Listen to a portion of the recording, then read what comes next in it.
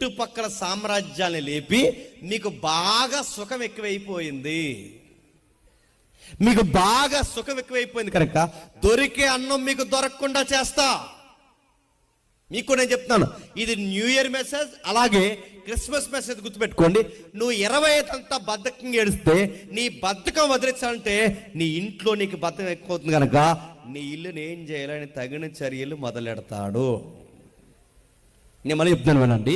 నీకు బాగా బద్ధకం ఎక్కువైతే 5 ఏళ్ళు నోట్లోకి వెళ్తున్నాయా, నీకు దొరికే తిండి దొరకకుండా ఎలా చేయాలో ఆయన అడ్డుకొట్టలు ఇవ్వడం ప్రారంభిస్తాడు.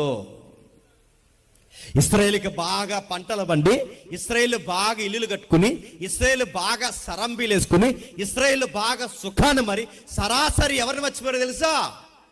దేవుడు మర్చిపోయారు. 24లోనే అలా ఏడుస్తారు, 25లోనే అలా ఏడుస్తారు.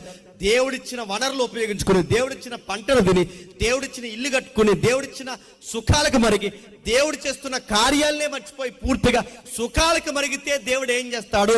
ఆ తినే గొంతు పట్టుకుంటాడు. ఏమనుకుంటున్నారు? ఆ పరుగులు తీసే ఏవైతున్నావో నీ రథాలు పట్టుకుంటాడు, నీ బలాన్ని పట్టుకుంటాడు, నీ ఔన్నత్యాన్ని పట్టుకుంటాడు, నీ సైన్యాన్ని పట్టుకుంటాడు. నువ్వు ఏదైతే అతిశయ కారణం అనుకుంటున్నావో అతిశయాన్ని తొంగలో తొక్కుతాడు.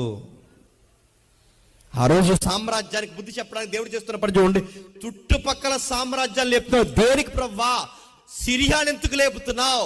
ఎఫ్రాయిముని ఎందుకు లేపుతున్నావు? ఈ రెండిటికన్నా ఘోరమైన సామ్రాజ్యం అశ్షూరుని ఎందుకు లేపుతున్నావు అంటే యోధాని కొల్లగొట్టడానికి లేపుతున్నాను, ఇశ్రాయేల్ని కొల్లగొట్టడానికి లేపుతున్నాను. ఎందుకు కొల్లగొట్టబోతున్నావు అంటే వీళ్ళకి పంటలు పండితే పంటలు ఇచ్చిన నన్ను మర్చిపోయారు. వీళ్ళకు వర్షాలు కురిపిస్తే వర్షాన్ని ఇచ్చి నన్ను మర్చిపోయారు, వర్షానికి దండం పెట్టడం స్టార్ట్ చేశారు. వీళ్ళకి జీవాహారం ఇస్తున్న నన్ను మర్చిపోయారు, జీవనదులని నదులకు మొక్కడం స్టార్ట్ చేశారు.